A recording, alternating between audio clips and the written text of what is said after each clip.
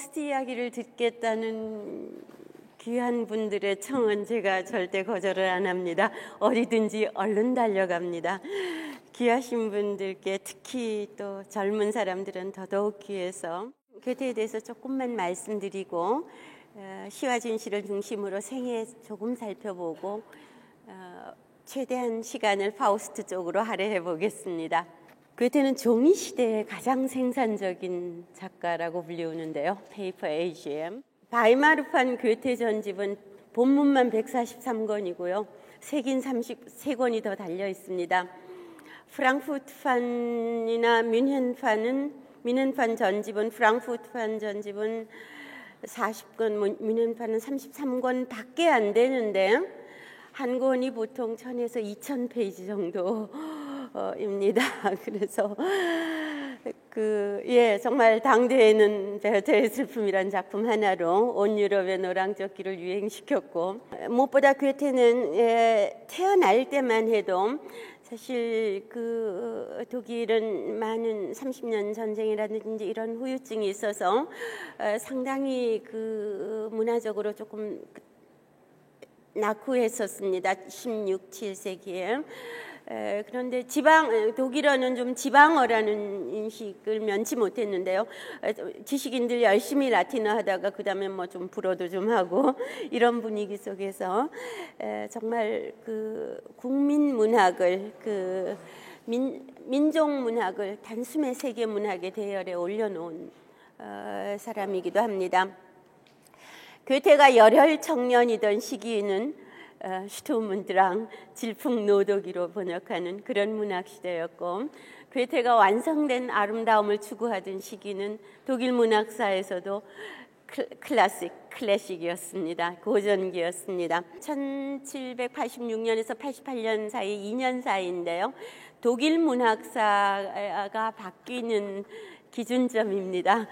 질풍노도기와 고전기로. 그리고 독일이 문화국으로서의 자부심이 필요할 때 언제나 거론하는 것도 괴테 그리고 바이마르 뭐 이런 부분입니다. 시성이라는 동양적인 칭호마저 있습니다. 그야 노년의 괴테가 이르렀던 정신적인 높이에 대한 암시겠지만 무엇보다 수수께끼처럼 다가오는 그의 다산성요. 더구나 괴테는 문인에 그치지 않습니다. 문인은 그의 지극히 작은 한 면이고요. 괴테는 소공국 바이마르의 현직 국왕 고문으로서 지금으로 말하면 4개 부처 정도의 장관이었습니다. 예술문화 부분하고 교육하고 세무하고 산업, 광산 이런 부분이 담당이었습니다. 그리고 식물학, 동물학, 광물학, 기상학, 광학, 색채론, 특히 동물학과 색채론 부분에서 괄목할 만한 업적을 남겼습니다. 동물학 부분에는 프랑스 로열 아카데미에 발표된 논문이 있을 정도거든요. 요즘이면 SCI급 논문이고요. 그 광학은 뉴트리 학설이 좀 마음에 안 들어서 그걸 좀 바꿔보려고 40여 년간 애를 많이 썼습니다. 근데 바이마르 괴테하우스에 가면 광학 실험실이 있는데 나같이 모르는 사람 눈에는 괴테 이론이 상당히 설득력이 있어요. 뭔가 하면은 빛을 쪼개서 색이 된다는 걸 괴테는 납득을 할 수가 없었고, 우리 눈 자체가 능력이 있어서 빛과 어둠을, 명암을 적당히 섞어서 색깔로 본다는 이론이에요. 그래서 우리 눈의 능력에다가, 그러니까 인간에다가 많은 그 신뢰를 둔 학설인데, 실험실을 쭉 따라가서 가노라면 이렇게 보색이라든지 잔상이라든지 뭐 이런 실험들을 보노라면 또 주목할 만한, 현재 현상으로서는 뭐 뉴턴 학설이 당연히 우세합니다만은 주목할 만한 학설인 것 같고요. 그래서 일본에는 괴테 자연과학회도 있습니다. 괴테 학회만이 아니라 그리고 또 음악의 큰 후원자였고요. 마적이요. 마술피리의 2부도 썼었습니다. 마술피리가 그렇게 모차르트 작품이 그렇게 자리 잡은 데는 괴테의 역할도 상당히 컸다는 이야기도 있습니다. 그리고 그림도 상당히 많이 남겼습니다. 예, 어떻게 그것이 가능하였을까요? 물론 시대가 좀 다른 면도 있겠습니다만은 아마 이렇게 말해볼 수 있을 것 같습니다. 그침없는 정신의 활력 때문이었다고요. 그리고 그 활력은 세상을 향해서 열려있는 사유요. 강한 체험 능력, 무엇보다 자기 자신을 스스로 빚어가는 능동성, 참으로 남다르게 창의적인 위기 극복 능력과 독특한 낙천성에 힘입은 것으로 보입니다. 위기는 언제든 자긍심으로 극복해냈는데요. 그것은 극복에 그치지 않고 자기 자신의 삶의 확대와 상승으로 이어졌습니다. 이따 여러분들한테 배부될 종이에 쓰여 있는데요. 쓰여 있는 걸 읽었습니다. 중요해서. 그러니까 몇 가지 예를 들면요.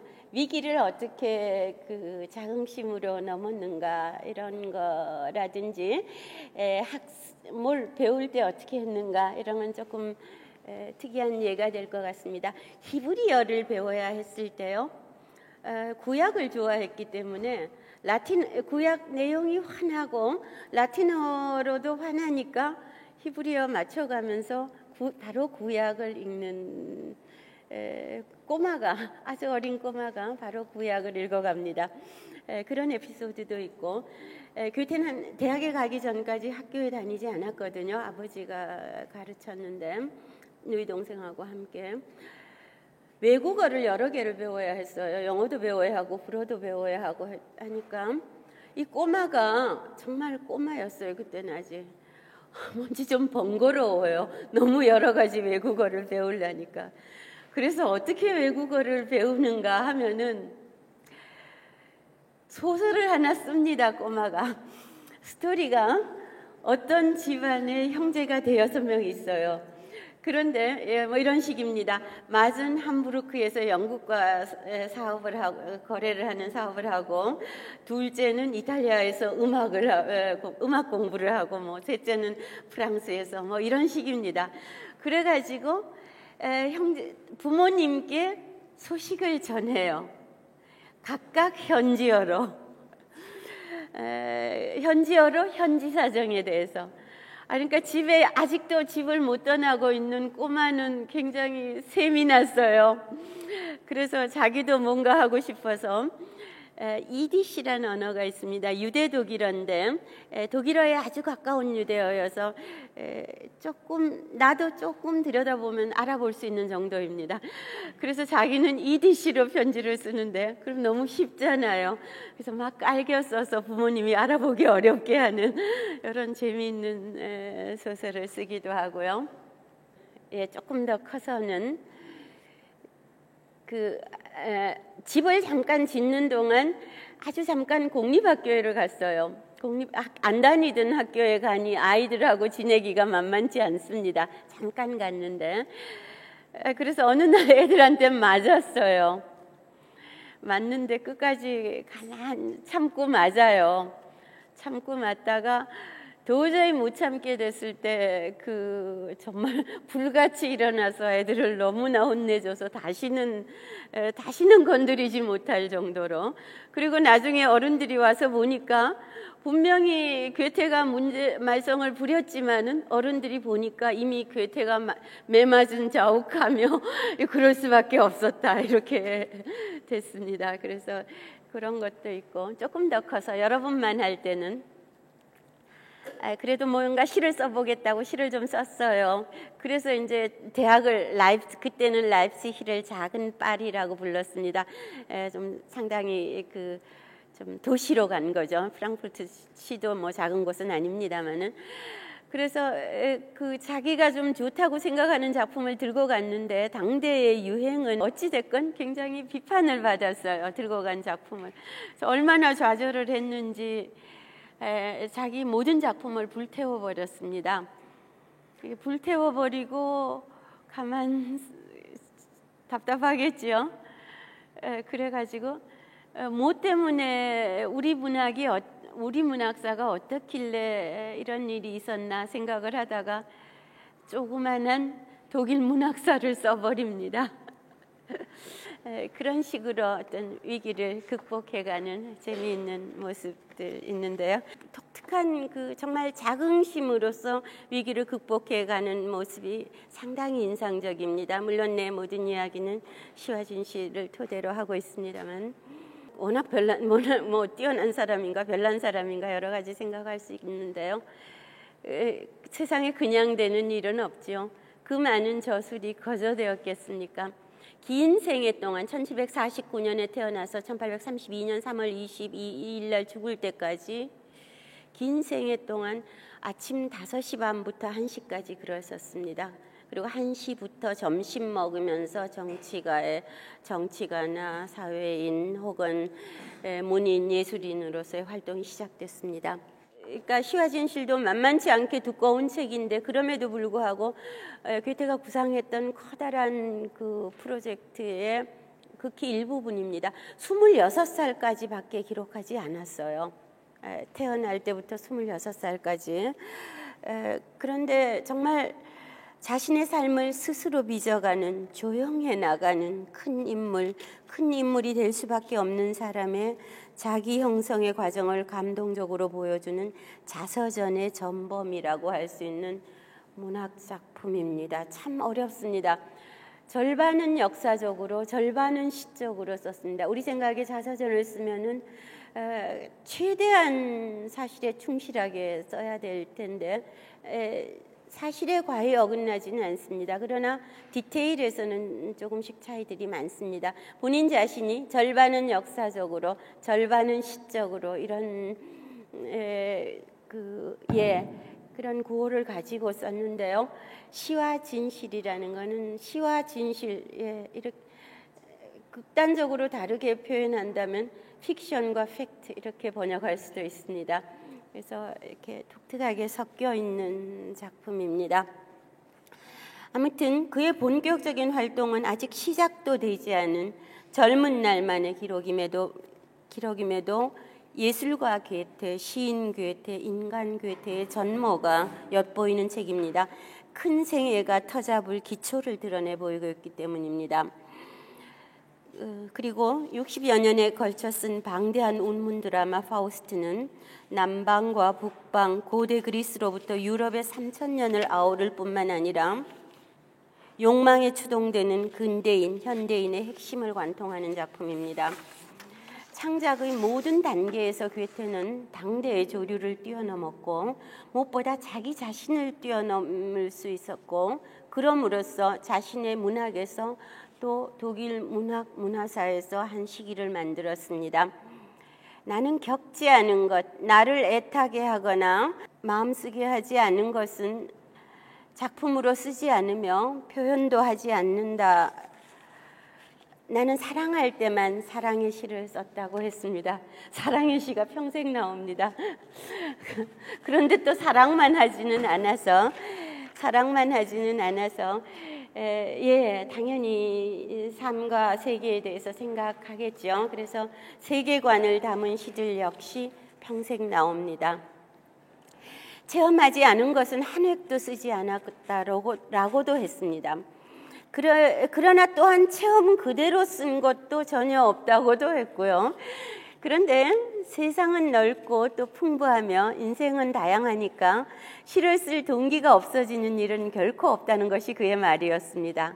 그러니까 한 획, 한 행에 담긴 힘과 폭, 높은 문학성을 짐작해 볼 수 있습니다. 고갈되지 않은 현실을 문학의 내면성으로 담아내어 거기에 보편성을 부여하는 힘. 더구나 세계를 그 가장 깊은 내면에서 지탱하는 것이 무엇인가 하는 것이 파우스트의 근본 물음입니다. 이런 인식의 욕구는 고대와 근대, 동양과 서양, 삶과 죽음의 세계를 넘나들게 만들었습니다. 그런 탐구심은 생명의 천리에 대한 인식의 바탕 위에 있었습니다. 창조가 완성된 것이 아니고 끊임없는 소멸과 재생성을 통하여 부단히 계속되며 양극단들은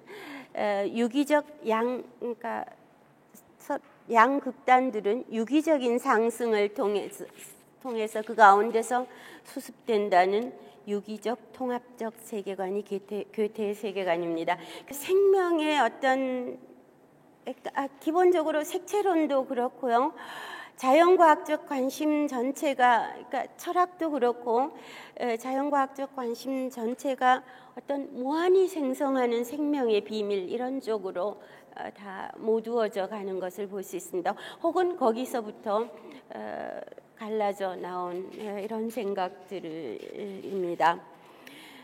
괴테하면은 뭔지 너무 큰 사람 같고 독일 사람들도 그렇습니다. 우리만이 아니라. 그래서 뭐 읽기 엄두도 안 나고 뭐 심지어는 뭐 괴테만 읽으면 되냐 그러면서 사실은 괴테를 하나도 안 읽기도 하고 또 뭐 괜히 좀 밉기도 하고 너무 잘난 것 같아서 뭐 이런 복잡한 감정들이 좀 있는데요. 그의 생애가 주는 압도적인 인상과는 달리 실제 작품들은 참으로 소박하고 보편적인데 파우스트는 조금 예외가 될 것 같습니다. 그러면서도 번번이 무릎을 칠 만큼의 무엇인가가 들어있습니다. 그야말로 인정의 기미를 포착한 사람만이 그려낼 수 있는 해안이 스며 있기 때문입니다. 결코 굳어지지 않고 다치지 않는 감각, 끊임없이 삶을 사랑할 수 있는 사람만이 볼 수 있는 삶의 진경들이 그려집니다. 파우스트의 저 유명한 구절, 인간은 노력하는 한 방황한다. Es ist der Mensch, solange er strebt. 이 구절은요, 이따 좀 자세히 설명드릴 텐데 인간은 노력하는 한 방황한다. 극단적으로 다르게 번역하면은요, 목표가 있는 한 길을 잃는다. 이렇게까지 할 수 있습니다. 그러니까 인간은 지향하는 한, 자신이 의식하든 안 하든 어딘가로 가고 있기 때문에, 지향을 하고 있기 때문에 길을 잃는다. 길을 잃는다니, 다시 말하면 지금 고통스럽게 헤매는 것이 바로 목표를 향해 가는 중이라는 것이라니, 이 모순어법에 담긴 통찰은 날카롭고 그것이 주는 위로는 큽니다. 이렇게 한 줄로 요약될 수도 있는 말을 다시 온갖 인간적인 사연으로 펼쳐놓아 사람의 마음속에 스며드는 힘, 그게 바로 문학을 도구로 한 정신의 힘일 것입니다. 그의 그침없는 활동의 생애 자체도 바로 그 힘의 증거일 것이고요. 예, 아까 인용해 주셔서 감사합니다. 자유도 생명도 매일 정복해야 하는 사람만이 누릴 자격이 있노라며 삶의 모든 고통과 기쁨을 정면으로 돌파하며 세상을 달려간 사람의 호언이 배인 글들인 까닭에 유쾌하게 읽을 수밖에 없습니다. 무궁무진한 현실에서 시인이 길어올려서 다듬고 빚어서 세상에 되돌려주는 이런 삶의 예지야말로 이 지리멸렬한 현실에다 시인이 부여하는 광채일 것입니다. 그 어느 때보다 개인이 왜소해지고 위축당하는, 정신이 염려되는 시대, 흔들리는 종이 시대를 돌아보며 괴테 또한 새삼스럽게 돌아보게 됩니다. 시와 진실에 기록된 젊은 날의 기초 위에 쌓아 올려진 방대한 활동의 생애를 조금만 사진들을 통해서 조감해보고 시간이 허락하는 한 역사적인 21시간 파우스트 완판본 공연의 소개를 통해서 파우스트를 조금 살펴보려고 합니다. 예, 배낭여행 가시는 분들 프랑크푸르트 비행기 내리는 곳이고 기차역에서 역을 등지고 똑바로 한 10분만 걸어가면 괴테 집이 있어서 가보신 분들도 이미 많으실 것이고 앞으로 반드시 한 번쯤 지나시게 될 겁니다. 저 집이 뭐 괴테하우스에 가면 여러 가지 느낌이 들 수 있는데요. 뭐 잘 살았구나 이런 생각이 들 수 있고, 그런데 나 같은 사람은 가서 어디서 참 그 진품에 유사한 것들을 잘 구해 놓았구나 하는 것이 나의 첫인상이었습니다. 물건들이 다 오래되고 그래서. 그런데 나중에 봤더니 내가 틀린 것이었어요.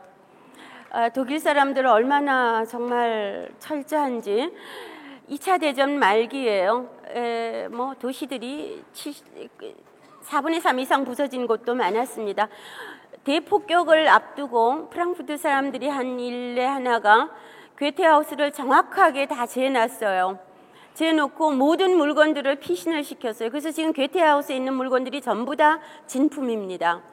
그리고 전쟁이 끝나자마자 제일 먼저 한 일이 괴테하우스 복원하는 일이었어요. 그래서 뭐 비난하는 사람들도 있었습니다만은 문화에 대한 정말 폭격 2차 대전 말기의 폭격 와중에서요.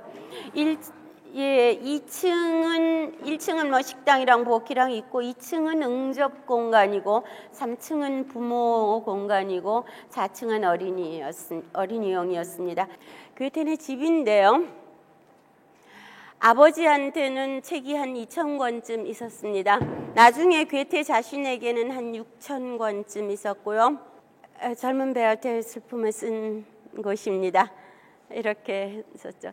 젊은 베아테의 슬픔은 정말 정말 순식간 베아테는 죽였습니다. 사진에 쓰고 베아테는 죽이고 자신은 넘어섰습니다. 문학이라는 자기가 지금 하고 있는 것, 어쩌면 자기가 앞으로도 할 것, 하고 싶은 것, 그것을 통해서 현재의 문제를 극복하고 또 현실에 대해서 좀 더 선명한 이미지를 갖고 이런 것이 과정이었던 것 같습니다. 그래서 26살에 바이마르로 가게 되는데요. 젊은 베아테의 슬픔의 성공으로 인해서 바이마르로 불려가게 됩니다. 바이마르로 왜 불려가는가 하면은 바이마르는 예나 지금이나 저렇게 조그만한 도시인데요. 바이마르 시 자체는 인구 한 6,000명 정도밖에 안 됩니다. 사부 장관이었다지만 우리 학생회장 정도 숫자로만 따지면은 그런데요. 근데 바이마르가 왜 그렇게 유명해졌는가 하면은 바이마르의 아나 아말리에 대공비라는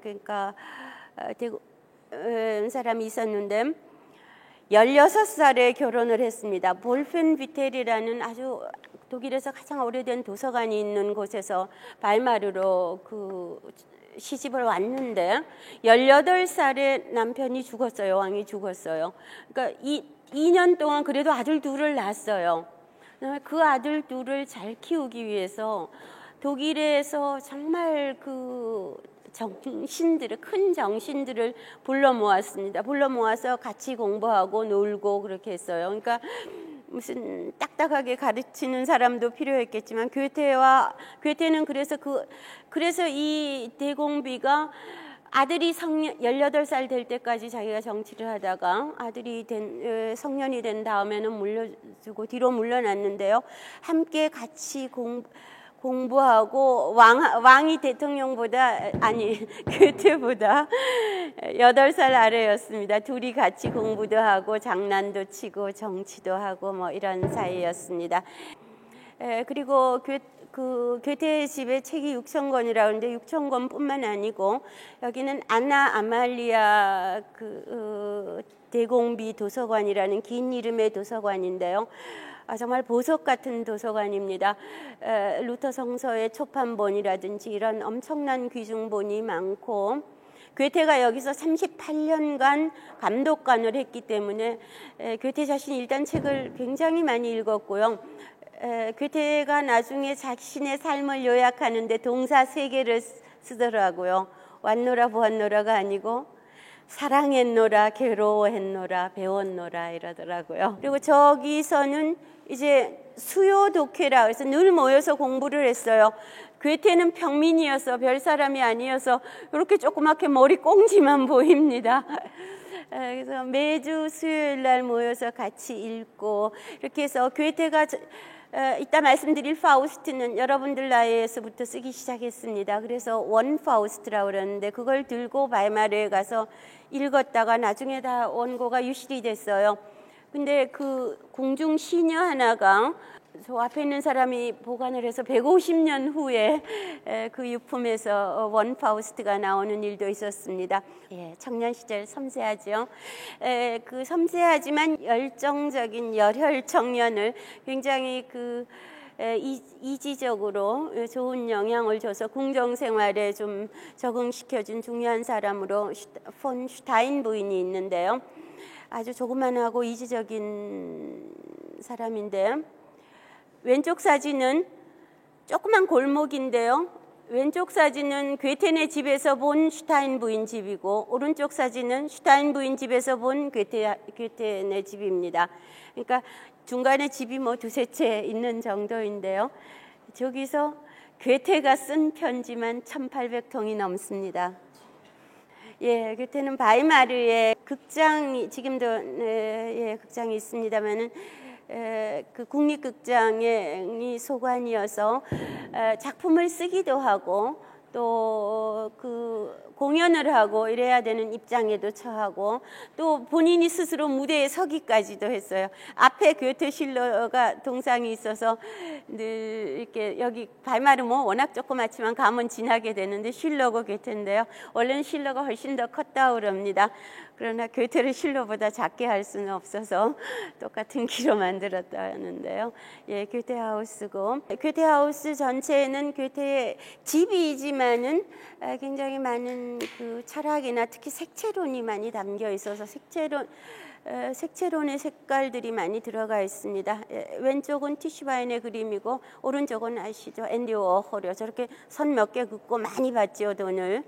이탈리아 여행을 하는데 괴테가 로마에서 괴테가 머물렀던 집은 지금 까사디 괴테에서 괴테하우스 다시 또 로마의 괴테의 집으로 되어 있습니다. 카피톨 광장을 등지고 똑바로 기나긴 길이 있는데요. 카피톨 등지고 똑바로 정면으로 비아델 코르소입니다. 코르소가의 끄트머리에 괴테의 집이 있습니다. 저 창문 밖으로 내다보는 장면이 있고요. 그 로마에서 여러 가지를 보고 정말 이탈리아 여행을 갈 수밖에 없었던 절실한 요구는 11년 동안 정치를 하고요. 너무 지쳐서 1786년 9월 3일 새벽 3시에 그냥 후다닥 떠납니다. 공부 좀 해야 되겠다고요. 40이 되기 전에 공부 좀 해야 되겠다고 떠납니다. 그래서 무엇보다 그 로마의 뭐 이렇게 남국의 푸른 하늘도 보지만은 고전 작품을 많이 봅니다. 주노상이 지금 괴테 집에도 가장 중요한 방에 놓여 있는데요. 주노해라는 뭐 신화에서는 질투한 얘기도 많이 나옵니다만은 완전한 아름다움의 그 표상이라 그 괴테 집의 거실입니다. 이 주노상이 있고 그다음에 조그만 상이 빅토리아 니케예요.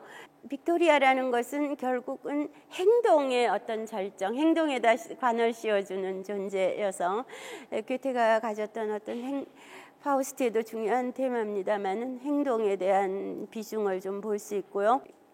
괴테는 이탈리아 여행에서 돌아와서 그다음 바로 그 아주 신분이 낮은 여성 조화공장 여직공과 동거 생활을 시작했습니다. 당시에로서는 너무나 파격적이어서 얼마나 많은 이야기가 있었겠어요. 뭐 여러 가지 이유와 배경은 있습니다. 어찌 됐건 그래서 크리스티아네를 위해서 이제 1788년에 만나서 1805년에야 결혼을 합니다. 나폴레옹이 쳐들어왔을 때 괴테가 죽을 뻔했어요. 근데 크리스찬의 슬기로 좀 목숨을 구해서 그 다음에 결혼식도 정식으로 했는데 어찌됐건 살림을 다 도맡았고 아들이 하나 있었고 크리스찬을 만났을 때 나온 작품이 로마의 비가입니다. 괴테의 연애 이야기는 많은데요.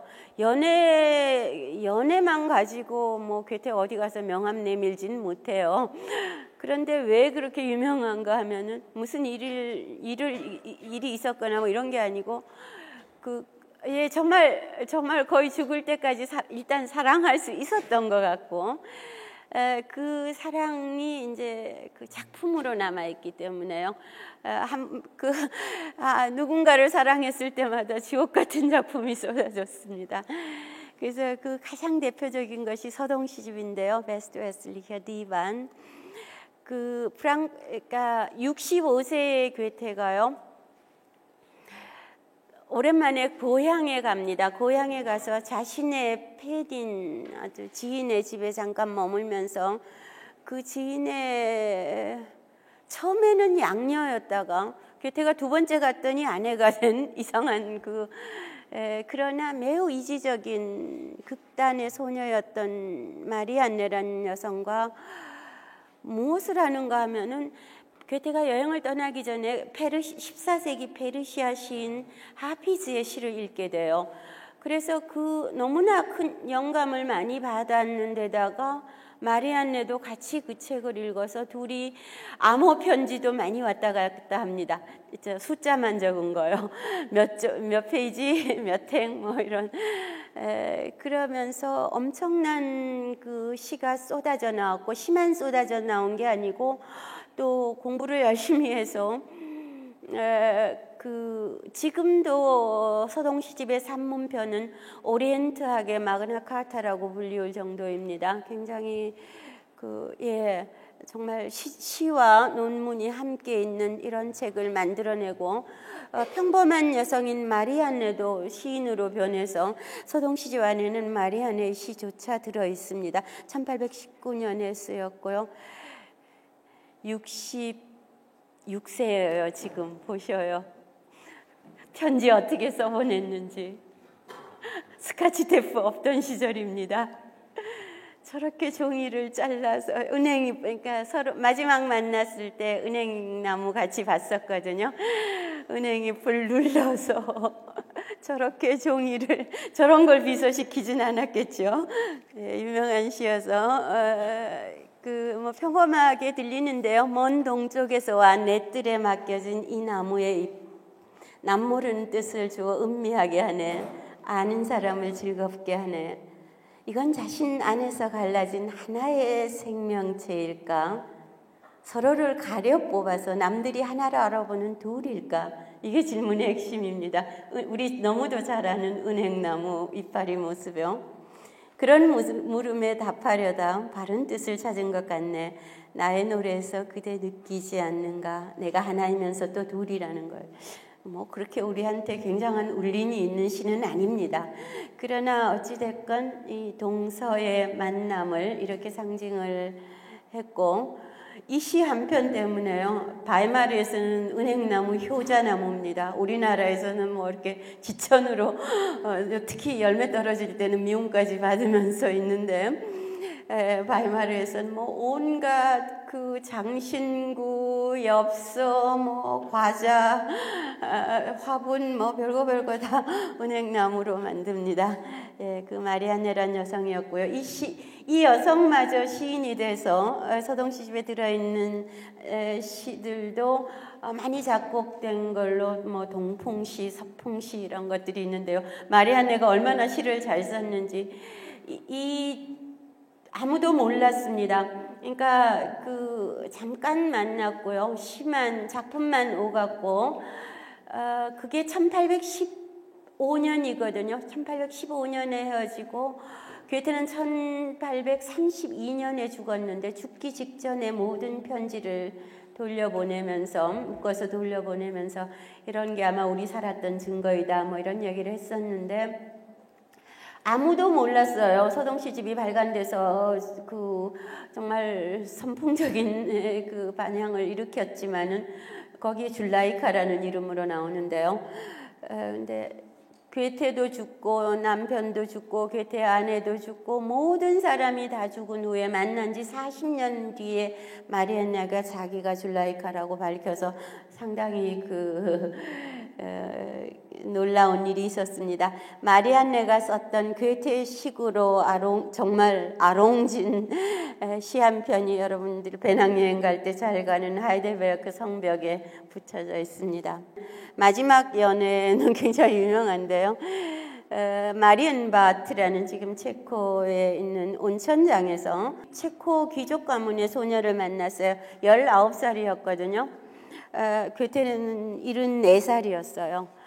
네, 정식 청혼을 했습니다. 당시에 정식 청혼이라는 거는 왕이 중매를 서는 거였어요. 상당한 은급과 봉토와 뭐 이런 것이 보장되는 것이었는데 가문에서 거절을 했습니다.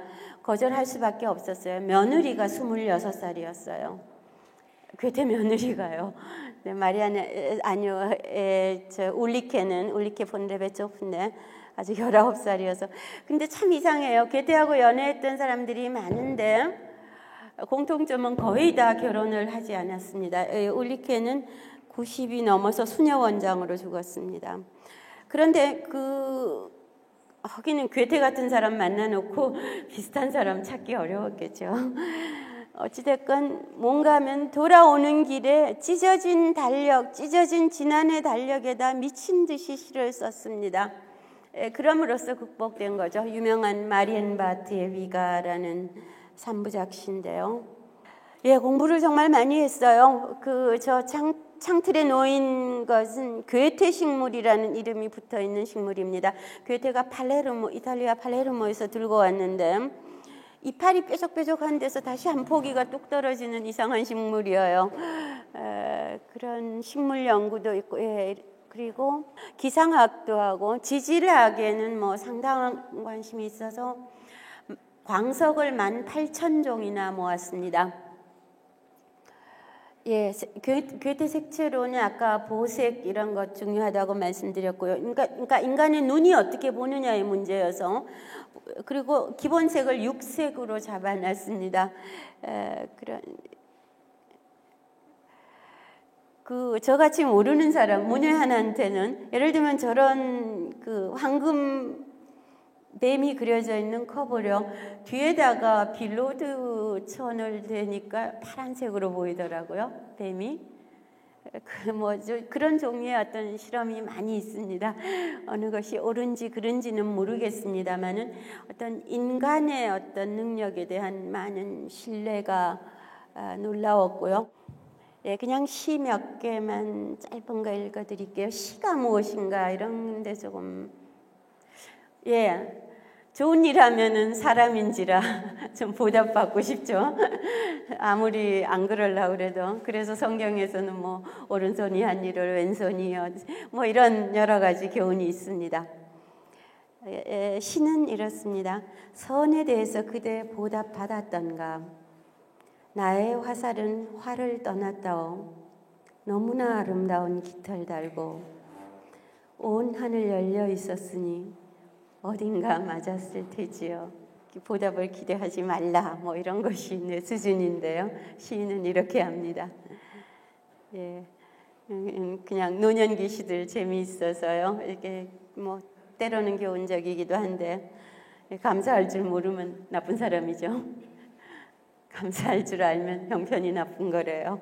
예, 이런 건 굉장히 정말 노년의 괴테나 할 수 있는 또 나중에 니체 같은 사람은 하겠습니다만은 조금 제정신이 아닐 땐 더더욱 하겠습니다만은 아주 맑은 정신으로 이런 얘기까지 하네요. 학문과 예술을 소유한 자 종교도 가진 것이다. 그 둘을 소유하지 못한 자 종교로 가져라. 예, 종교를 내려깎는 건 아니고 학문과 예술을 그만큼 올리는 구절입니다. 여러분한테 주고 싶은 시, 괴테 노년기에 정말 너무나 지혜로운 게 많아서, 내가 받은 유산 얼마나 찬란하고 넓은지, 시간이 나의 소유, 나의 경작지는 시간. 파우스트 60여 년 썼거든요. 60여 년을 매일 쓰지는 않았어요. 집중적으로 쓴 시기는 대략 4시기 정도이긴 한데, 그러나 마지막 순간에 1832년 3월 22일 날 죽었는데 31년 8월에요. 여름에 이제는 다 끝났다 하고 봉인을 해서 넣었어요. 그리고 죽기 전에 다시 꺼내서 또 고쳤어요. 그런 작품입니다. 지금부터 마라톤을 해야 되거든요. 21시간 공연을 조금만 따라가 봐야 됩니다. 인간은 노력하는 한 방황한다. 아까 말씀드렸죠. Es irrt der Mensch, solange er strebt. S는 가주어이십니다. 그냥 문장을 유도하는 가주어고, 인간 일에는 길을 잃는다, 뭐 방황한다 이런 길을 잃는다는 뜻이고, 인간은 길을 잃는다. 독일어 쉽죠. so long이에요. 너무나 비슷하죠. 슈트레벤이 어렵네요. 슈트레벤은 그러니까 내가 우리 번역에 노력한다 그러면 노력에는 애쓰는 게 먼저 들어가잖아요. 그게 아니고 내 마음속에 어떤 솟구침입니다. 그러니까 내가 알건 모르건을 떠나서 내 마음속에 있는 어떤 지향, 솟구침 이런 거거든요. 그런 문학하고 어쩌면 철학이나 이런 것들의 학문의 차이일 텐데요. 요 한 구절만 읽고 파우스트 다 읽었다고도 어쩌면 할 수 있어요. 한 구절로 이렇게 요약할 수 있습니다. 그러니까 뭐 다른 학문들은 철학이나 특히 문법이나 이런 거는 모든 현상들을 최대한 참인 한 문장으로 만들어 가려고 노력하는 것일 것이고, 문학은 그 반대입니다. 이렇게 한마디로 얘기할 수 있는 거를 60년씩이나 써가면서, 그러니까 과일로 치면 복숭아 씨만 먹으면 될 것을 그런 철학이나 뭐 논리학이나 다 이런 거고요. 시고 달고 뭐 이런 과육이 우리는 또 궁금한 것이죠. 거기가 문학의 부분입니다. 그래서 조금 더 설명이 있습니다. 어두운 충동에 사로잡힌 선한 인간은 바른 길을 잘 의식하고 있다. 비문이 2번이나 있어요. 보세요. 선한 인간인데 어떻게 어두운 충동에 사로잡혀 있어요? 그것도 벌써 좀 수상한 데다가 어두운 충동에 사로잡혀 있는데 바른 길을 의식하고 있다는 것도 아니죠. 이렇게 좁게 곧대로만 본다면 Ein guter Mensch in seinem dunklen Drange ist sich des rechten Weges wohlbewusst. 이런 인간. 여기 이제 조금 아까 앞문장을 조금 설명하는 겁니다. 이 2문장만 읽어도 돼요. 조금 더 읽어보려면은 파우스트 중에 천상의 서곡이 앞부분에 있습니다. 한 2페이지 반 정도 되는데요. 그것만 읽고 다 읽었다고 해도 됩니다, 사실은. 아까 그 천상의 서곡 부분이었습니다. 앞에는 뭐 약간 감상이 조금 있고, 그러니까 파우스트를 여러 차례 썼기 때문에 젊은 날에 썼을 때 듣던 사람들은 벌써 다 죽고 뭐 그래서 감에 다시 좀 나중에 쉴러를 만나서 그의 자극으로 다시 쓰게 되었을 때 그 감상을 조금 읊는 부분이어서 앞부분은 약간 낯설을 수 있고요. 그 다음에 본무대 앞에 서연해서 조금 극장주와 배우와 광대가 나오는 이런 부분이 약간 있고, 극장주는 예나 지금이나 돈을 벌어야죠. 시인은 불멸의 작품을 쓰고 싶어 하죠. 그러다 싸우다 공연이 안 되면 배우는 굶으니까 어떻게든 성사를 시켜야죠. 뭐 그런 막강극 비슷한 게 앞에 하나 있습니다. 그리고는 그 천상의 서곡이 나오는데 하나님이 나오고 천사들이 뭐 이렇게 노래를 하고 하나님이 나오는데 갑자기 메피스토펠레스가 툭 튀어 올라와요, 밑에서. 그러면서 그럽니다. 인간들 꼬락서니 보니 하도 불쌍해서 내 악마지만 괴롭히고 싶지도 않다니까요. 뭐 이래가면서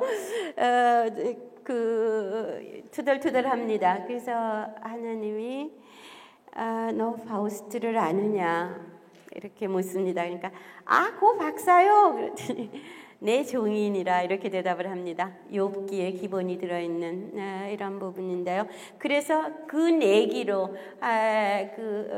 메피스토펠레스 손에 파우스트를 묻히는, 이렇게 해서 내기가 전체로 이루어지고, 일부에는 막이 없습니다. 앞에는 뭐 온갖 중세 4대 학문, 법학도, 철학도, 의학도, 유감스럽게 신학도 다 배웠으나 남은 건 회의밖에 없는 이런 학자의 회의가 기나긴 부분에 걸쳐 나오고, 회의에 사로잡힌 나머지 독배를 들려는 그런 장면에서 그런 어떤 학자의 비극이 절반 정도고, 그다음에 젊어진 그레티엔이 젊어진 파우스트가 사랑을 하는 장면이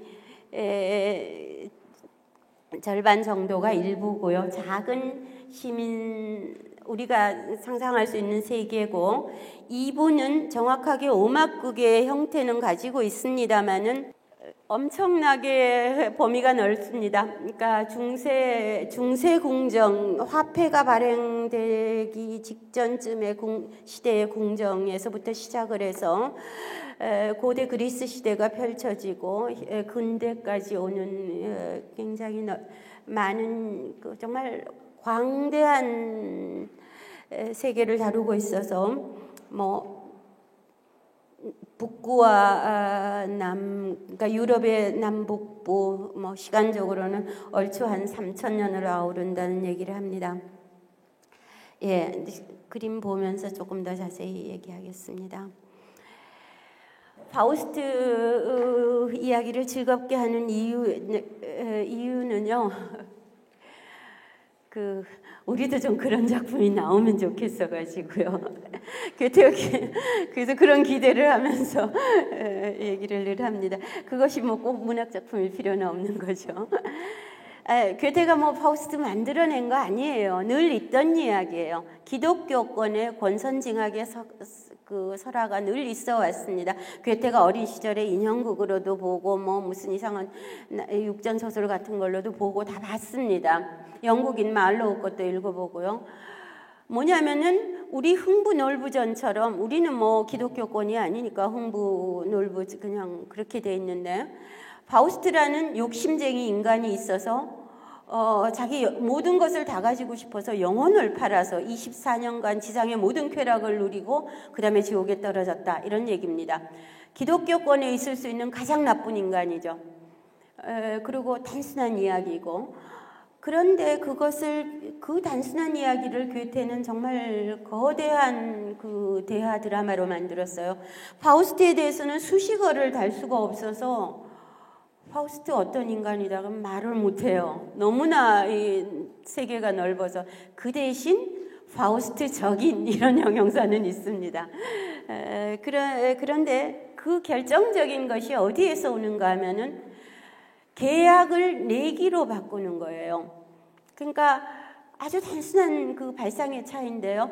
24년간 모든 지상의 쾌락을 누리고 지옥에 떨어지는 게 아니고 괴테 시대에만 해도 무신론자라는 건 엄청난 비난이었습니다.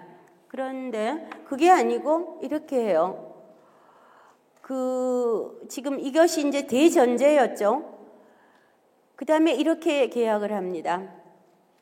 내가 어느 순간을 향하여 말하거든 멈춰라 너 참 아름답구나 라고 하거든 그러면 그때가 이제 내가 영원히 너에게 이제 종속되는 거예요.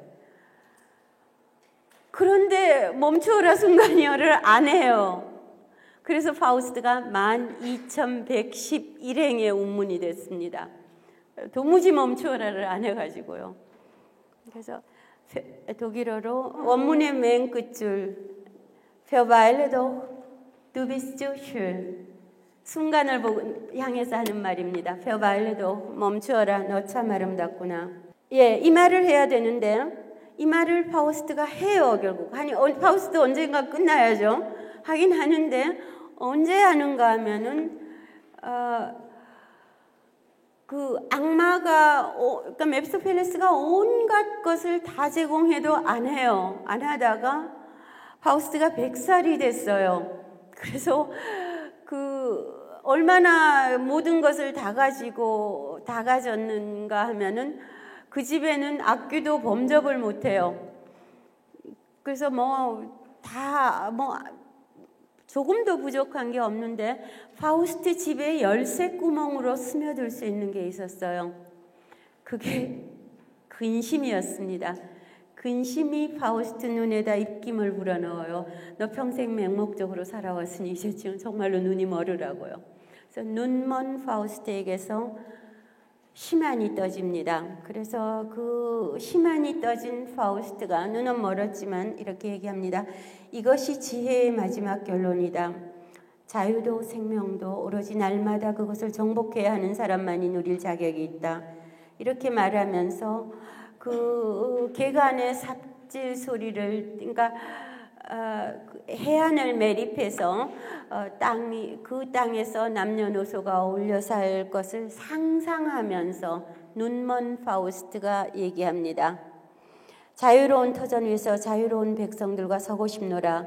그 순간을 향하여 나 말해도 좋으리. 멈춰라. 너 참 아름답다고. 그래서 파우스트가 그렇게 쓰러지니까 메피스토펠레스의 쾌재를 부르는데 파우스트 그것도 잠깐이고 파우스트 영혼이 구원되는 것 같아요. 근데 확실치 않아요. 다만 천사가 이렇게 얘기합니다. 언제나 지향하며 노력하는 자 그를 우리는 구원할 수 있다 이렇게 해요. 구원되는 것 같긴 한데 확실치는 않아요. 마지막에 어딘가 아무튼 높은 곳을 헤매어가고 신비의 합창으로 끝납니다. 모든 무상한 것은 비유일 뿐 이렇게 하고 그 유명한 마지막 구절이요. 영원히 여성적인 것이 우리를 이끌어 올린다. Das ewig weibliche Zit uns hinein. Zit가 저쪽으로 가야 되나요? 영원히 여성적인 것이 우리를 구원한다. 영원히 여성적인 것이 무엇인가 하는 데 대해서는 너무나 많은 해석이 있습니다. 영원한 여성 했더라면 뭐 그레텐일 수도 있고 뭐 누구일 수도 있고 누구일 수도 있는데 그게 아니고 영원히 여성적인 것이에요. 해석이 정말 무한한 해석이 가능하고요. 파우스트 안에서 아마도 가장 신빙성 있는 거는 사랑이나 뭐 생명의 원리나 이런 게 아닐까 이렇게 해석을 합니다. 미국의 어떤 여성학자는 자기 책 제목을 이렇게 달았어요. 영원히 남성적인 것이 우리를 끌어내린다. 예, 그 파우스트와 결국 메피스토펠레스 관계인데 50년대에 그린트겐스라는 아주 전설적인 배우가 있었어요. 연출도 하고 본인이 메피스토펠레스 역을 엄청나게 잘했습니다. 그 이후로 그리고 아마도 현대로 올수록 파우스트 같은 인간이 자꾸 찾아내기가 어려워져서 그런지 파우스트는 굉장히 취약해지고 메피스토펠레스 역할이 굉장히 빛나요. 배우들도 너무나 해석을 잘하고 사실 파우스트를 읽을 때 파우스트보다 메피스토펠레스 대사들이 더 재밌습니다. 아주 뭐 말을 얼마나 잘하는지 몰라요. 다만 메피스토펠레스에게는 빠져있는 건 하나 있어요. 정말 사랑이 빠져 있어요. 어떤 빛나는 말을 해도. 그러니까 우리들 마음속에 아니요 하는 마음이에요. 그러니까 건전한 비판이 아니고 뭐든 아니라는 거예요. 뭐든 아니고 차라리 안 태어나는 게 낫고 뭐 이런 식이에요. 말은 빛나게 아름다운데. 그래서 종래의 연출들이 굉장히 다양한데요. 뭐 이렇게 파우스트를 뭐 공부하느라고 어벌벌한 사람 메피스토펠레스를 댄디로 연출하기도 하고 파우스트를 공부하다 지쳐 빠진 학생 메피스토펠레스를 아주 양성적인 어떤 여성적인 인물로 파우스트 끌고 다니는 여자였다가 뭐 때로는 머리풀로 유혹하고 뭐 이렇게 연출하기도 하고 그레티엔을 뭐 14살 사고 치는 여자 이렇게 하기도 하고 메피스토펠레스를 둘로 나누어서 하나는 마초로 하나는 게이로 연출하기도 하고 뭐 하여튼 다양합니다. 여기 파우스트는 너무나 어벌벌해요. 저 뒤에 있는 게 풍차 아니고요. 책상입니다. 공부밖에 몰라가지고 책상 돌려가면서 봐야 돼요. 메피스토펠레스를 테크노보이로 연출하기도 하고요. 메피스토펠레스 파우스트를 12명으로 나눠서 연출하기도 했습니다. 라입지히에 가면 지금도 파우스트의 한 장면인 아우어바흐 술집이 아직도 있습니다. 식당이고 파우스트 방도 있습니다. 거기에 메피스토펠레스가 파우스트 유혹하는 장면인데요. 파우스트 완판본 21시간 공연 167년 만에요. 처음으로 파우스트가 쓰인 지 167년 만인 1999년에 처음으로 99년에서 2000년에 걸쳐서 완판본 공연이 있었습니다. 완판본 공연이라는 건 한 글자도 안 빼고요. 다 했어요. 다 했는데 21시간을 일단 어떻게 보느냐. 뭐 배우는 전문가니까 그렇다 치고 보는 것도 문제겠죠. 두 가지 관람 방법이 있었습니다. 그러니까 스시 관람하고, 그러니까 김밥 관람하고 마라톤 관람이 있었는데요. 스시 관람은 토막토막 내가지고요. 월요일부터 금요일까지 매일 저녁 보러 가는 거예요. 토막 보러 가고 마라톤 관람은 일요일 그냥 아침부터 일요일 날 조금 늦게 토요일은 조금 늦게 시작한 것 같은데 일요일 날은 와, 밤 11시까지 했던 것 같아요. 그래서 이틀을 꼬박 보는 그런 마라톤이고요. 그 현대로 들어오면서 모든 연극이 사실 영화도 그렇고요. 감독이 굉장히 결정적이잖아요. 감독이 어떻게 해석해갖고 어떻게 만드느냐 이렇게 되는데 역으로 기습을 했어요. 정말 한 개도 안 빠뜨리고 책에 있는 그대로 했더니 너무나 포스트 모던하고 너무나 재미있는 작품이 된 거예요. 거꾸로. 그러니까 뭐 개입을 해서 막 장치를 하고 재밌는 걸 집어넣어야 재밌는 줄 알았더니 그게 아니고 이렇게 됐어요. 그래서 정말 원전에 너무 충실해서 페터 슈타인이라는 그 감독이 아주 오래 연출가가 정말 본인 자신가 너무나 오랫동안 집념을 가져서 자기 소속 극단에서 막 쫓겨나기도 하고 그랬어요. 그리고 CD 녹장으로 전체를 혼자서 녹음하기도 하고 아무튼 그랬습니다. 그래서 천상의 서곡이 2페이지 조금 넘는다는 부분은 그 천상이 문제잖아요. 위에 천상에서는 하나님 천사들이 왔다 갔다 하고 의자 하나 늘어지고 깃털 하나 늘어지고 여기서 맵소펠레스가 톡 튀어 올라와서 뭐 이제 하나님 어쩌고 하는데 하나님과 맵소펠레스의 내기잖아요. 그래서 무대를 권투링처럼 했습니다. 그래서 아레나 무대인데요. 그래서 이렇게 둘러 앉아서 이제 관객들이 권투 관람하듯이 보고, 그러니까 마라톤 공연인 이유가 또 하나 있어요. 한 번에 한 500명 정도, 그러니까 1년을 공연을 했거든요. 그러니까 배우 33명과 스텝진까지 84명 그리고 개 한 마리가 1년 동안 쉬지 않고 매일 공연을 하고 2달 쉬고 넉 달 연장 공연했습니다. 그런데 그 관객들도 굉장히 고달파요. 배우들만 고달픈 게 아니고 독일 통일돼서 또 할 수 있었던 것이기도 한데요. 동베를린에 있던 거대한 기차 공장을 빌려가지고 무대를 몇 개를 만들어가지고요. 한 장면이 끝나면 다음 장면은 다른 무대예요. 관객들 지정석이 없어요. 너무 재밌으니까 관객들이 다음 무대로 막 뛰어가요. 할머니 할아버지들 다 뛰었어요. 그래서 온갖 그 생각할 수 있는 모든 무대들을 다 보여주는 그런 장면이고, 처음에 학자 비극, 그러니까 파우스트가 회의하는 여러 가지 노학자로서의 회의가 많이 나옵니다. 독일 국민 배우라는 브루노 간스가 파우스트 역할을 했고요. 파우스트는 너무나 그 공부를 많이 해서 심지어는 지령, 그러니까 무슨 비밀 지령이 아니고 땅의 영, 그러니까 생명의 영까지 불러낼 수 있는 그런 사람이었음에도 불구하고 그 불러낸 그 영 하나조차 본인이 감당을 못한다는 걸 알고 더더욱 좌절해서 독배를 듭니다. 독배를 드는데 많이 들었죠. 부활절 종소리에 독배를 던지고 뭐 종교적인 것도 있겠습니다만은 어린 시절의 즐거운 기억입니다. 부활절쯤은 날씨가 너무 좋아서 유럽에는 부활절 없어도 부활절이었겠다 그런 생각이 좀 들어요. 어찌됐건 삶으로 나갑니다. 파우스트가 그 캐캐 묵은 서재에서 나와서 파우스트가 가니까 또 배우가 나와서 우리도 같이 가죠 해서 이제 나갔더니 거대한 공간에, 지금 너무 여러 장을 겹쳐놨는데요, 거대한 공간에서 정말 사람들이 노래하고 춤추고, 정말 꽃보다 아름다운 사람들이 노래하고 춤추고 해서 파우스트에게 결여되어 있었던 것, 이런 것을 보여줍니다. 파우스트만 우중충해요. 그래서 거기서 강아지 한 마리를 데리고 만나서 강아지를 데리고 들어왔더니 강아지가 커져서 거기서 맵소펠레스가 나왔어요. 맵소펠레스는 그 배우를 둘을 썼습니다. 여기서는 굉장히 그 세련된 좀 철학자 같은 이런 이지적인 인물하고 좀 우악스럽고 장난스럽고 이런 인물하고 같이 썼는데요. 그래서 맵소펠레스 철학자는 다운표입니다. 정말 그런 게 아니고요.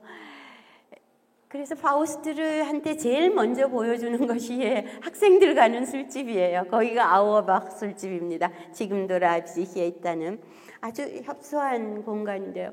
또 가자고 그래서 또 쫄래쫄래 500명이 따라갔더니 거대한 공간에 여기쯤 되는 위치예요. 이렇게 파고 이렇게 판 무대입니다. 지금 500명이 밑에 옹기종기 서 있어요.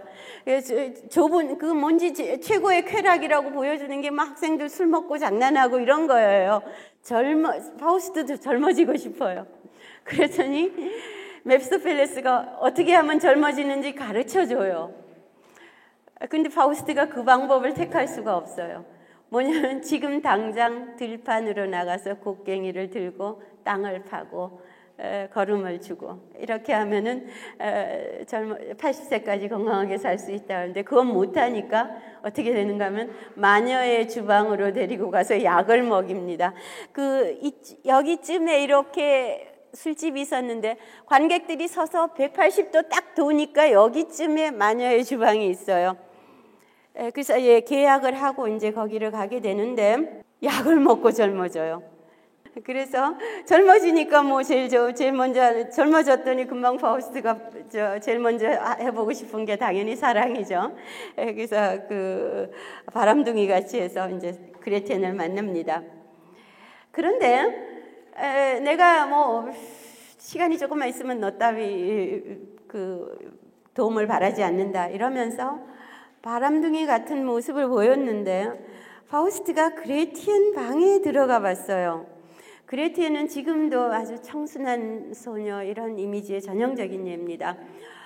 방에 들어가 봤더니 소박한 소녀인데 방이 너무 깨끗하고 파우스트는 뭐 멋진 말을 잘하고 그러지만 그레티엔은 뭐 말도 잘할 줄 모르고 그러나 직관적으로 선악에 대한 그 감이 있어요. 맵스토펠레스가 다가오면 싫어하고 이런 어떤 정말 파우스트가 이제 어두운 충동에 사로잡혔는데 방에 들어가 봤더니 다시 파우스트에서 그 선한 부분이 나타나요. 그래서 파우스트 굉장히 고민합니다. 근데 빨리 파우스트가 그레텐을 유혹해야 맵스토펠레스는 뜻을 이루니까 설득하는 장면입니다. 그레텐이 나오는 부분은 사랑이어서 여러분들만 할 때 썼다 그랬는데 뭐 사랑 이야기 너무나 많은데요. 아주 특이하게 썼어요. 컷 해서 스토리가 안 나옵니다. 거의. 그러니까 사랑이 얼마나 정말 하고 싶어하고 좋은 건데 뭐 여러분들 알죠? 좋기만 해요. 어디 얼마나 힘든 게 많아요. 삐끗하면은 힘든 게 많은 정도가 아니고 어마어마한 비극으로까지 끝납니다. 파우스트 좀 만나러 가려고 주스에다 뭐 어머니 잠깐 조금 잠드시는 약을 탔는데 어머니 돌아가시고 뭐 데이트하려면 거짓말도 좀 하지요. 그러니까 중세가 배경입니다. 근데 혼전 임신, 영아 살해까지 갑니다. 혼전 임신이 뭐 그렇게 문제인가 할 수도 있겠지만은 한 사회에서 중요시하는 규범하고 정면 충돌이에요. 괴테 당대까지도 그러니까 피임 없었죠. 아이를 낳으면 견딜 수가 없으니까 사회적으로 아이를 많이 죽이기도 했습니다. 죽이면 사형이었습니다. 곧바로. 그래서 괴테도 그런 사람들 실제로 봤고요. 괴테 법학박사였죠.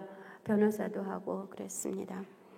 그래서 거기다가 씩씩한 정숙한 여동생이 자랑이었던 씩씩한 오빠 또 파우스하고 결투하다 죽습니다. 그러니까 온통 그 아름다운 좋은 사랑이 말할 수 없는 비극으로 끝나게 되고요. 그래서 그레티는 그 사이에 파우스트는 발푸르기스의 밤에 가서 환락에 빠져 있습니다. 여러 장면이 나오고 그레티는 감옥에 갇혀 있는데요. 꺼내고 싶죠, 당연히. 넓은 굉장히 큰 무대에서 계집처럼 조그맣게 만들어 놔가지고요. 파우스트는 안타까워서 나오라 해요. 그런데 그레테는 알아요. 그러니까 완전히 광증에 사로잡혔는데 너무나 많은 비극을 겪어서 그런데도 다 끌어나가봐야 자기한테 구원이 없으리라는 걸 알아요. 제정신이 아니면서도 파우스트는 안타까워서 자꾸 나오라 그러고 그래서 그레티엔이 처형되었다 이런 목소리로 끝나고 멀리 어딘가 높은 곳에서 구원되었다 이렇게 끝납니다. 그레티엔에 있는 어떤 선한 부분들요, 나중에 파우스트 왜 구원받아 말도 안 돼 이런 얘기도 많이 합니다. 재미있는 어떤 법학과 학생이 그 통계를 내봤더니요, 파우스트는 여러 번 살아야 지은 죄의 형량을 다 갚을 수 있는 사람이었습니다. 그래서 이제 1부는 끝나고 2부에 파우스트가 다시 살아나는데, 땅의 그리시나의 안테우스처럼 땅의 힘으로 살아나는데요, 거대한 보통 극장인데요, 이 깨어나는 파우스트가 이런 말을 합니다. 인생은 채색된 영상으로만 포착할 수 있다 이런 말을 해요. 너무나 압도적이어서 똑바로 다 포착할 수는 없고 비친 모습만 가까스로 우리가 볼 수 있는데 그것도 컬러풀하다는 거예요. 그런 이야기인데 딱 한 줄이거든요. 그 말을 하는 순간 여기 전체에 거대한 무지개가 떴어요. 깜짝 놀라갖고 봤더니 그 한 행을 위해서 큰 극장의 객석과 무대 사이를 전체를 거즈를 들이워놨었어요. 그래서 거기다 무지개를 비친 것이었습니다. 그래서 이제 파우스트가 재정 위기에 처한 중세 궁정에 들어가는데 또 막 따라갔더니 밑에 있는 사람들이 관객들입니다. 그래서 봤더니 내가 중세궁정 신민인 거예요. 그래서 내 중세에 왔구나. 그런데 갑자기 옆에 있던 사람이 뭐라고 그러고 해서 이렇게 봤더니 조금 전에 그레티엔 역할했던 배우예요. 그러니까 온갖 한 배우가 여러 역할을 하고 섞이고 단역도 여럿이 하고 이런 시스템이었습니다. 굉장히 1부 1막이 재미있는 거는 화폐 발행 시점에 재정 중세거든요. 근대로 이행하는 중세인데 재정 위기에 궁정에 들어가 가지고 화폐를 발행시켜서 재정을 구합니다. 그런데 화폐를 발행하려면 금이 있어야 되잖아요. 금이 아니고 가상의 것, 즉 그 왕국의 지하에 묻혀 있다는 가상의 금을 담보로 화폐를 발행합니다. 그러니까 사실은 정말 화폐 시대가 시작되려는 시점에 쓰인 건데 그 위험을 한꺼번에 보는, 경제는 잘 모릅니다만은 현대에도 지금도 그런 문제 많이 있겠죠. 금만큼만 발행한다면 몰라도 놀 건 놀아야 돼요. 그래서 여흥 장면이 막 나옵니다. 그런데 가장행렬 장면인데요. 근데 사실은 이게 모두 다 삶의 알레고리들입니다. 일하는 사람, 나무꾼, 딸을 좀 시집 잘 보내려고 막 치마를 쳐들어 보이는 엄마, 별별 사람들이 다 나옵니다. 불화의 여신, 그리고 부의 신 플루토의 수레가 가운데 있고,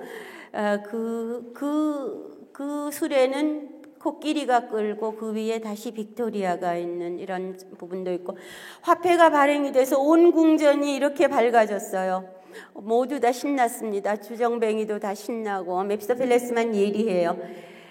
그런데 돈도 해결됐겠다. 또 놀아보니까 더 놀고 싶어요. 그래서 왕이 가장 아름다운 남녀를 불러와라. 헬레나와 파리스를 불러와라 합니다. 그래서 파우스트가 열쇠를 들고 아주 무서운 지하 세계로 들어가는 저 환하던 장면 전체에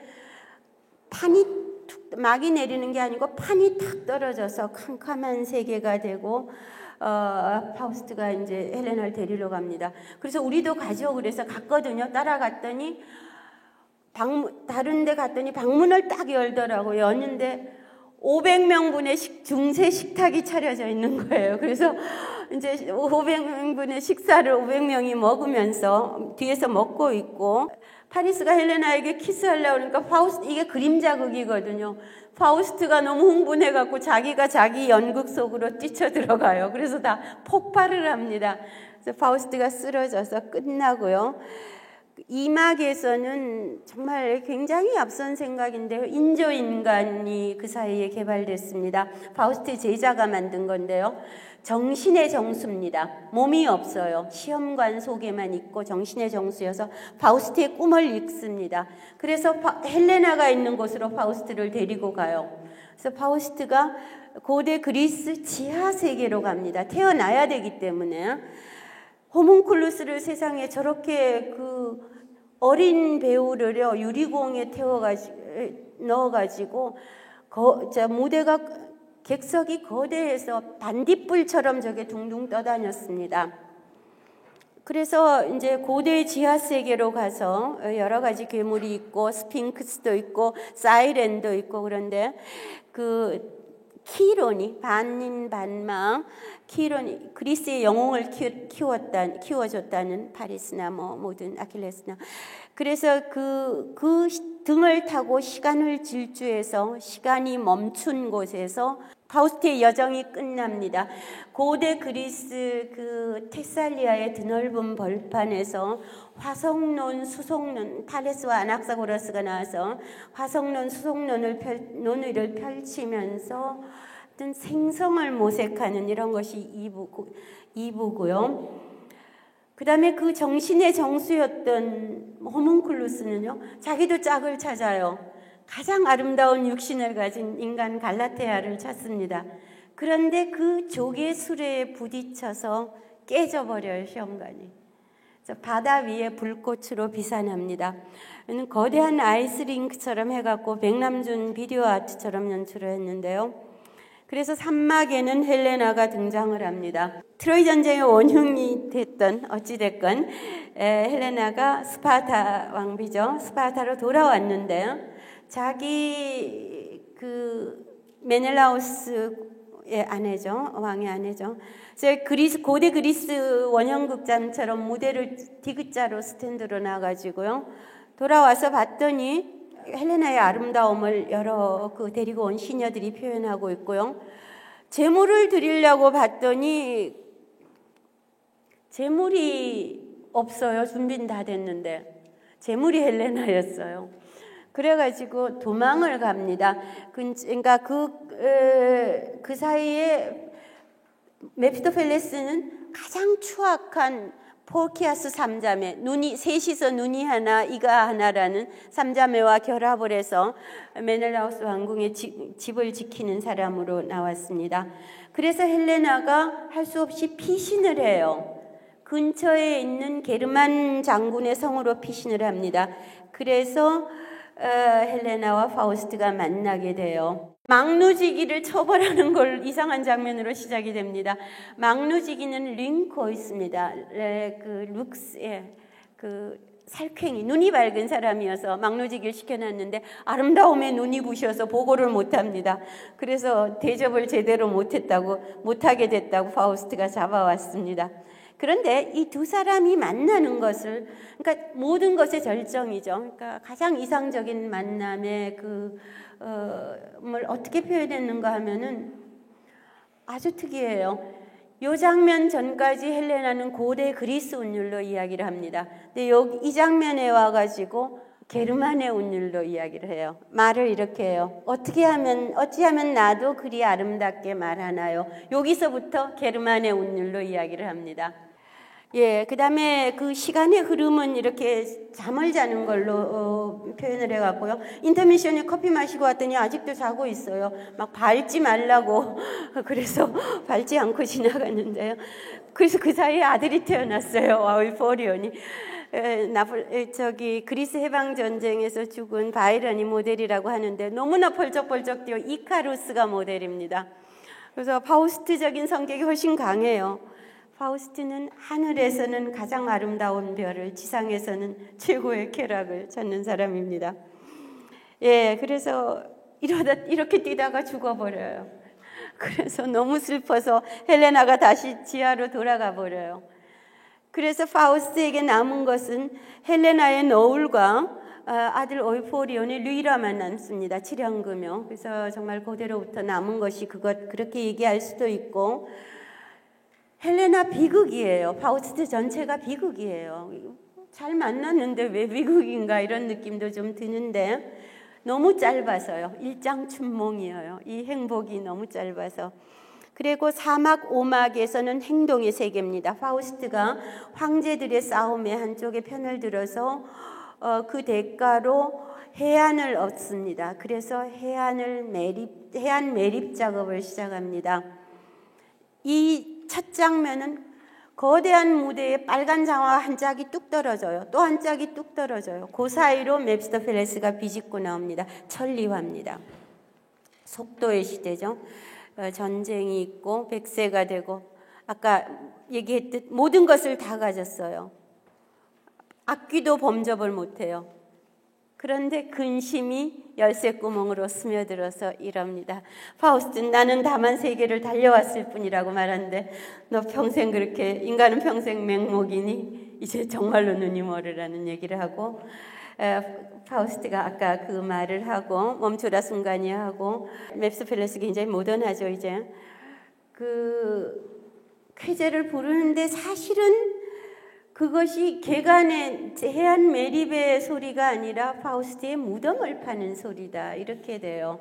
그리고 그 개발의 그러니까 4, 5막은 행동인 파우스트인데 문제점 엄청 많이 따릅니다. 예, 속도에다가 조금 조금 전망이 조금 안 좋다 그러니까 교회 불태우고 또 그 가장 선한 필레몬과 바우치 산날 안시에 죽고 싶다던 그 선한 늙은이의 오두막도 태우고 이런 개발의 행동에 따르는 문제점도 많이 나옵니다. 그러나 파우스트가 외친 것이 어떤 맵스터펠레스가 제공한 향락은 아니었기 때문에 파우스트가 조금 구원받는 것 같습니다. 근데 되게 학자들 사이에 설이 받았다 하는 사람들이 한 반쯤 되고요. 절대로 안 받았다 하는 사람들이 4분의 1쯤 되고 잘 모르겠다가 4분의 1쯤 됩니다. 그렇게 해서 마지막에 파우스트 영혼이 어디론가 올라가요. 그 오르는 길이 쭉 그려지고 양쪽으로 객석이 있는데 이 객석 뒤에는 조그만 열차를 설치를 해갖고 왔다 갔다 했습니다. 얼마나 그 속도의 시대인가를 얘기를 하고 그 다음에 마지막에 배우들이 보통 우리 배우들이 인사하면은 다 같이 인사하고 주인공 또 앞으로 나와서 인사하고 이러는데 그게 아니고 33명 전원이 관객을 향해서 동그랗게 손을 잡고 인사를 해서 마치 그것이 파우스트가 꿈꾸던 공동체 같은 그런 느낌을 주는 것으로 끝이 났습니다. 예, 거기까지.